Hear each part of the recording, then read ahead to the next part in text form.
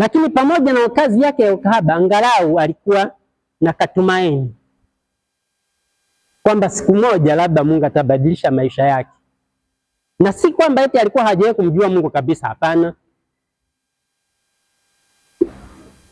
Na nasema kahaba wakati fulani, makahaba nao akapata hata wawili, hata watatu, hata wanne kwa siku, pengine hata 10. Nategemea mmeendaje, mlivyoenda ndio mnapokelewa hivyo hivyo. Kenda 10 mnapokelewa wote sawa, kila mtu anahudumiwa anaondoka. Lakini katikati ya huo kahaba, Rahabu alikuwa na imani. Anaamka usiku anaomba. Anasema Mungu nisaidie.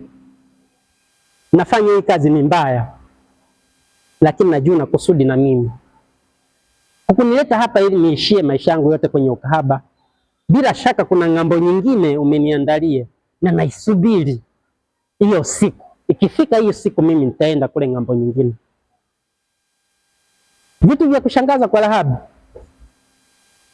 Kwenye ule mji kulikuwa na watu wengine, watu wazuri tu, so makahaba, na inawezekana wanakesha, wanaenda kanisani, lakini Mungu alienda kwa kahaba.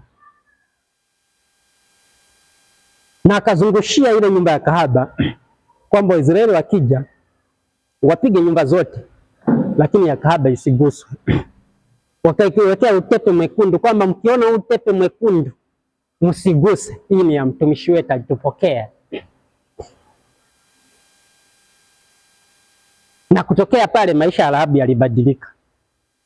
Ukisoma Biblia, ukisoma uzao wa Yesu, Rahabu na mtaji. Nanisha kusikia hiyo. Ukisoma uzao wa Yesu, akisema ukoo wa Yesu, Rahabu alitajwa, aliyekuwa kahaba. Kwa nini? Mungu hachagui watu ambao ulimwengu ungewachagua. Mungu hachagui wanene. Ingekuwa kama nachagua wanene, mimi ningesimama leo mbele. Kwa nachagua watu wenye misikisi pake, ingekuwepo bishop, ningekuwa nimesimama hapa. Na sisemi labda nimesimama mimi, sisemi hivyo. Lakini ninachotaka niseme, kila mtu ana nafasi sawa mbele za Mungu maadamu kama atapatikana. Mungu hachagui matajiri. Mungu hachagui maskini.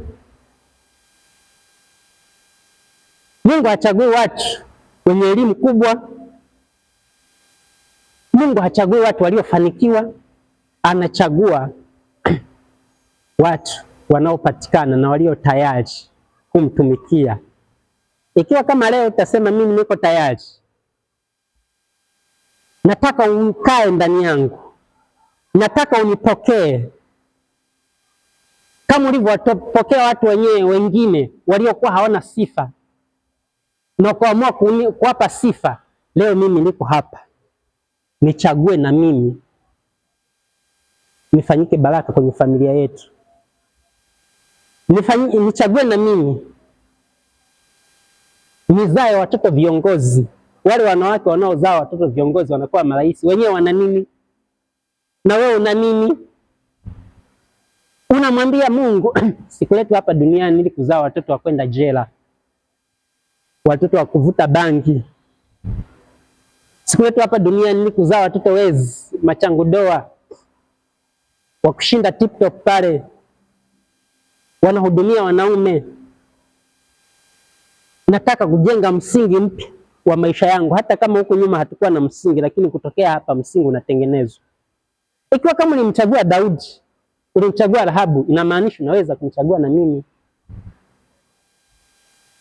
Ikiwa uliwabariki watu wale, kwa nini usinibariki na mimi?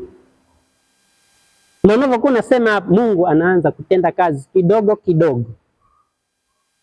Yaani Mungu anatenda kazi kidogo kidogo kiasi kwamba huwezi hata kuelewa. Mungu anatubadilisha kidogo kidogo kiasi kwamba huwezi hata kuelewa. Ukitaka kuelewa kwamba Mungu anakubadilisha, usiangalie ulivyokuwa jana. Usiangalie ulivyokuwa asubuhi. Angalia ulivyokuwa miaka 5, miaka 10. Mimi nikiangalia miaka 10, miaka 20 iliyopita, nasema Mungu ametenda kazi katika maisha yangu. Na hata hivyo nikiangalia mwaka mmoja uliopita, naona bado kuna mabadiliko makubwa, na nataka kutangaza kwamba wakati kama huu mwakani nitakuwa bora kuliko nilivyo sasa. na hiyo kwa wewe pia, na hiyo kwa mwingine pia, na mwingine uliyembeba kuja kumwombea iwe kwake pia.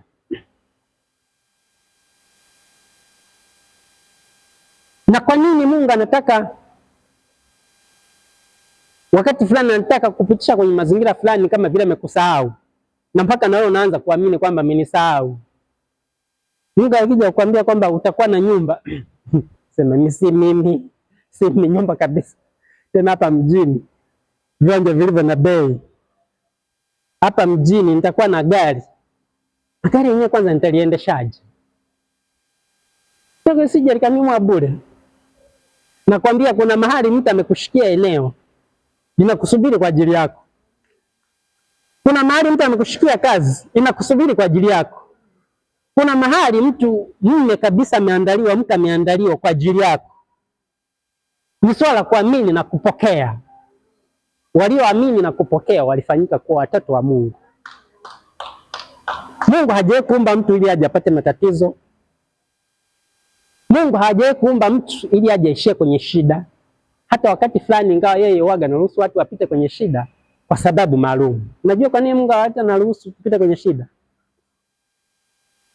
Mungu anavyokuleta hakuleti kwa ajili yako peke yako. Anakuleta ili uje utumike pamoja na yeye. Anakuleta ili uje ubariki watu. Anakuleta ili uje ufariji watu wanaolia, na waliovunjika moyo wagange mioyo, na utangaze habari za mwaka mwingine katika maisha yao. Sasa kati ya Mungu amekuleta hivyo unaweza kwenda kumtia moyo mtu mwenyewe ana matatizo ambayo hujawahi kupitia. Yaani mtu kute amependwa na kijana ameahidi mambo hivi. Si unajua vijana wanavyoahidi mambo, na unajua kuandika SMS, yaani ukiangalia unasema hii nisifute. Kila baada dakika tano unaifungua unaiangalia, yaani kama ukuielewa unaanza kuisoma tena. Dakika 10 zinapita unaifungua tena. Afu kijana huyo baada ya miezi 3-4 anapotea. Kanatafuta namba nyingine, kanaenda mtandao, hata wenyewe hujui kama unaanzia na 06 ngapi, hakapatikani tena. Mtu kama namna hiyo, kama uje kuachwa na mtu unayempenda, unaweza kumfariji mtu wa namna hiyo? Unaweza kumwambia usinywe sumu? Atakwambia wewe unayajua mapenzi au unayasikia? Unasema mimi nayajua. Sio kwamba nayajua, niliachwa siku ya kwenda harusini kesho yake. Wewe umeachwa hata mlikuwa mjadiana harusi. Mimi nilikuwa nafunga harusi kesho, niliachwa siku ya harusi. Na sikunywa sumu na nikamwomba Mungu maisha marefu. Wewe unakunywa sumu? Unaweza kumtia moyo mtu mwenyewe amefukuzwa kodi kwa wewe hujawahi kufukuzwa? Utamtiaje? Umezaliwa huko Masaki, umeishi Masaki, mpaka wakisema umefukuzwa kodi. Umefukuzwa kodi. Umefukuzwa kodi ndio nini? Lakini kama ulishawahi kufukuzwa, ukafukuzwa kodi na mahali pengine ulipoenda wakakukatalia, ukalazimika kuweka vitu kwa jirani, ukakuta jirani naye ameuza hivyo vitu, ukabaki huna chochote kama ndege. Ukikutana na mtu huyo nasema maisha bado yanaendelea, bado Mungu hajatuacha. Mimi mbona nilikuwa zaidi ya hivyo. Akisikia wewe unasema, uliwezaje? Sasa unamwambia alafu kesho kama mimi niliweza na wewe utaweza. Mimi wakati nakuja hapa Dar, unajua wakati fulani unamfuata sana Mungu, watu wanaweza kaisi umechanganyikiwa. Na ukimwambia mtu mwenyewe sawa kiroho anaona ila walokole wala shida wala wao kupoteza hivi. Nilisikia kama Mungu ananiongelesha kwamba nenda Dar. Na mfukoni nilikuwa na 200,000. Nikachukua hiyo 200,000, nikachukua 50, nikasema mke wangu pakie hivyo vitu kwenye lori kesho. Kutokea hapo Mwanza. Upakie kwenye lori, mimi natangulia na mtoto. Yaani nimebeba na watoto, sina Mungu. Nikasafiri, tukalipa nauli, tukafika hapa, tukalala guest. Sasa na uhakika kwamba mimi kwa namna nilivyo, nilikuwa nikikopa hela, lazima napata. Yaani nikopa hela kwa watu wawili, watatu nikose. Kwamba hivi vitu safirisha. Hata kwenye gari mwambie tunaenda kulipa huko huko. Yaani watu si wapo. Unajua Mungu anatumia watu. Yaani ukiona mama Hansi yupo, ukiona dada yupo, ukiona Shu yupo, mimi na uhakika wa maisha yangu. Kwa sababu kama watu wa Mungu wapo, mimi na mimi ni mtu wa Mungu. Yaani vile kama niko na dada, niko na kaka, nakosaje kula? Nikasafiri kutokea hapo Mwanza